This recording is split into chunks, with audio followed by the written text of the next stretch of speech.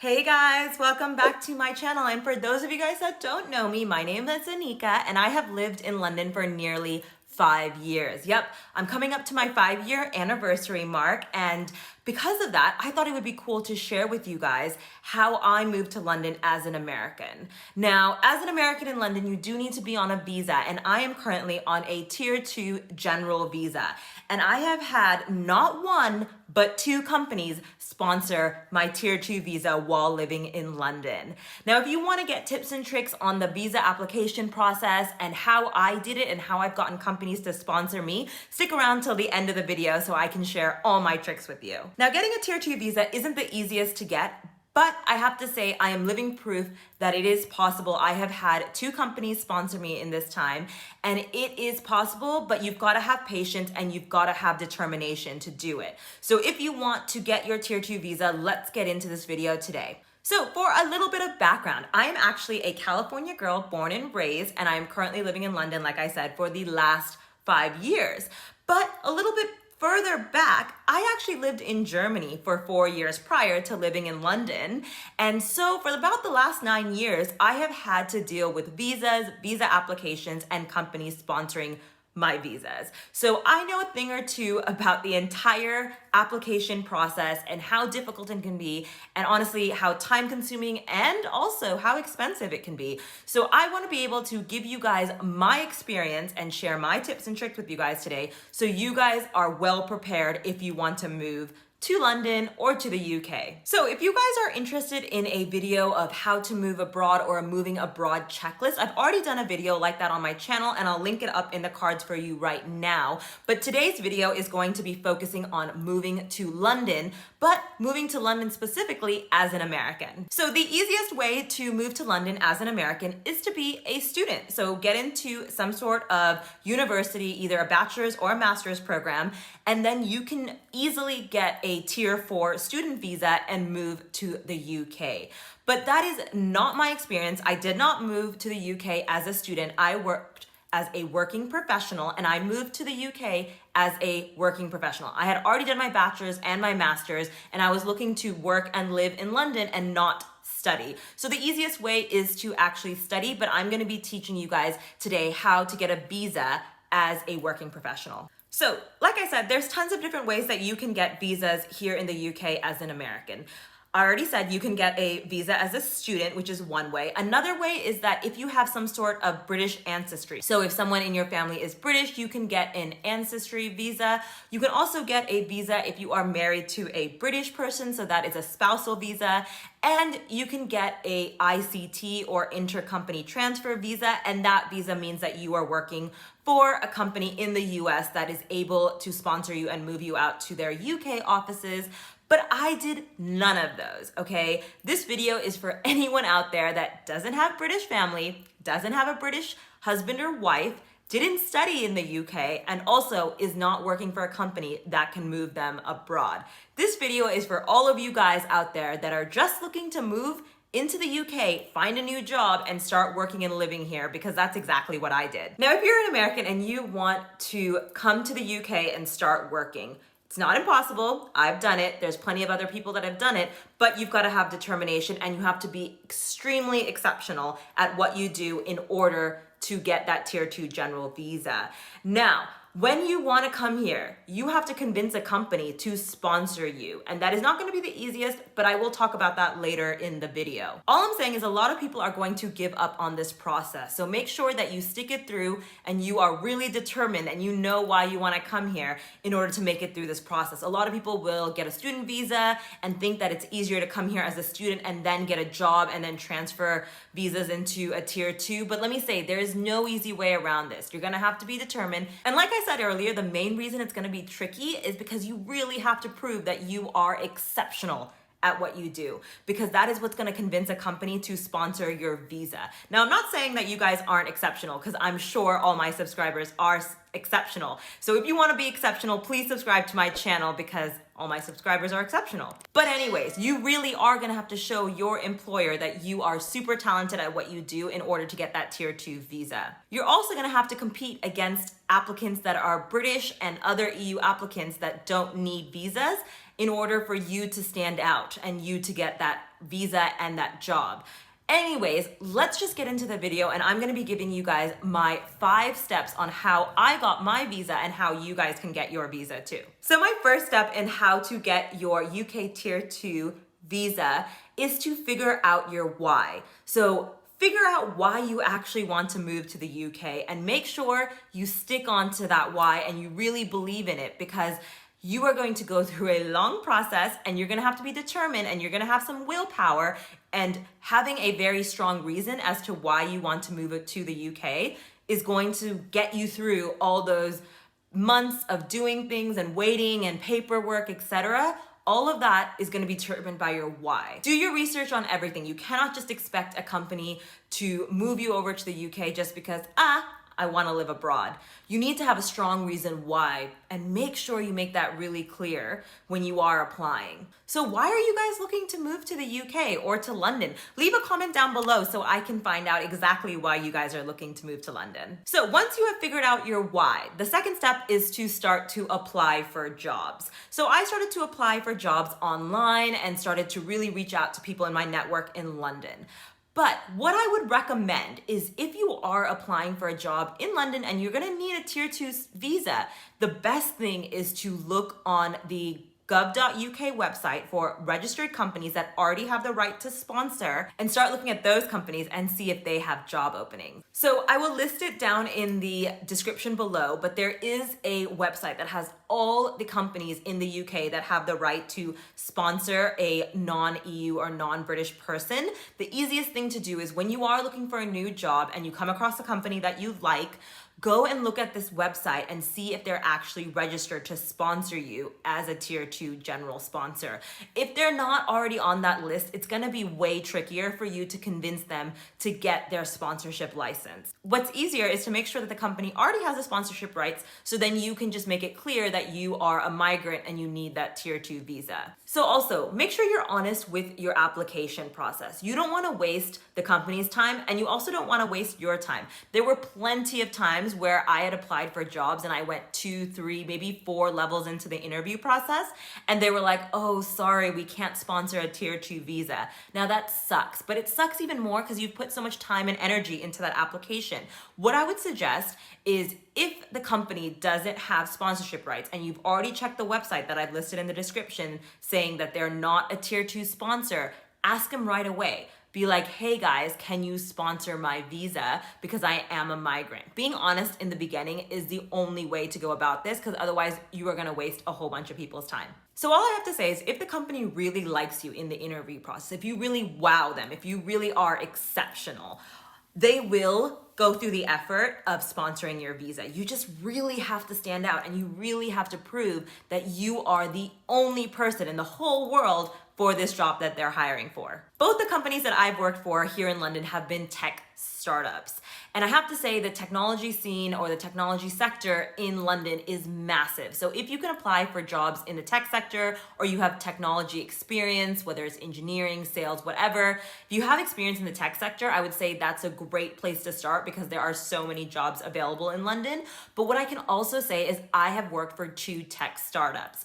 And the great thing about startups is that they can't compete with some of the bigger corporates. So if you're just applying to big corporates and trying to get them to sponsor your Tier 2 visa, it might be a little bit trickier, because they just get so many applications of people from everywhere that have the ability to already work in the UK. So they're gonna probably say, no, we're not interested in you. But what I've noticed in my process of getting a Tier 2 visa is that with the startup scene, yes, they get lots of applicants, but a lot of the times, because they're smaller, they're not getting as many applicants as the big corporates, and they're willing to do the work to hire the right candidate, and they're willing to put in the work to get that visa sponsorship for you. But you still have to be exceptional in the entire interview process. Don't forget that, and don't forget to make sure your CV highlights exactly why you're the perfect fit for that job. So I would suggest looking at the tech startup scene if you are looking to move over here. But do remember, when you are applying to these jobs for a Tier 2 general, you can't just apply for a job at McDonald's.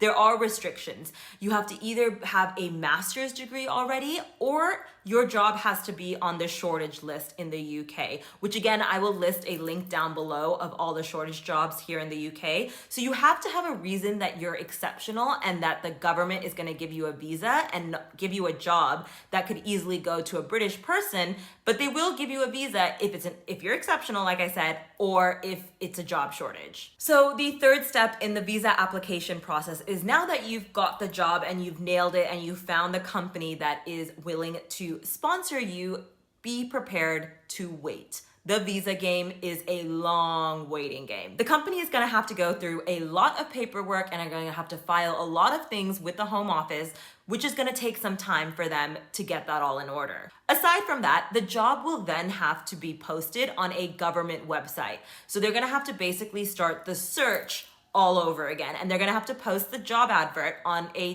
government website for 30 days.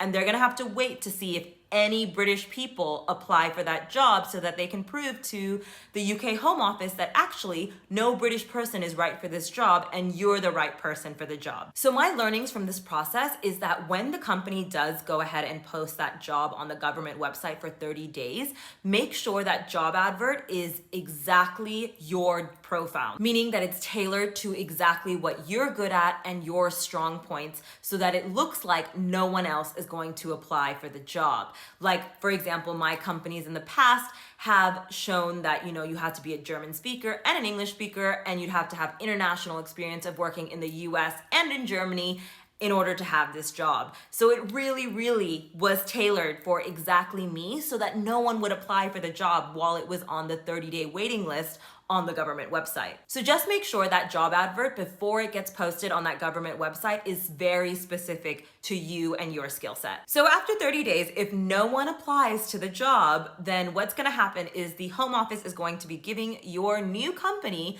a certificate of sponsorship in order to sponsor your visa. And they're going to give you this cause number, certificate of sponsorship number, to you, and that is what you then use to apply for your Tier 2 general visa.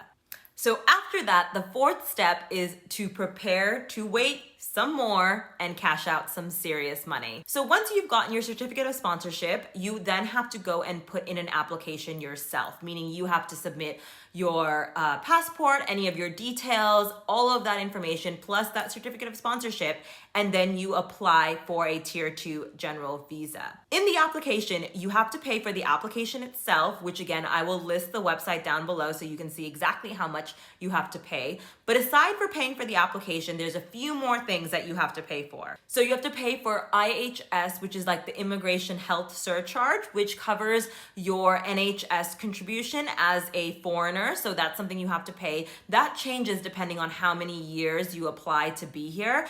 I originally applied for a 5-year visa and then a 3-year visa. So it really depends on how long you apply for your visa, but you can expect a few £100, maybe up to £600-700, depending on how long you want your Tier 2 visa. And then the other option is to pay for priority service or super priority service. Now, you can just decide at this point to submit your visa application with proof that you've paid your IHS surcharge, and then you can just go through the standard process. Now, the standard process is 6 to 12 weeks, which is what I did for my first visa. When I was living in Germany, I waited 6 to 12 weeks for the Home Office to decide if I was eligible and I could actually have my Tier 2 sponsorship.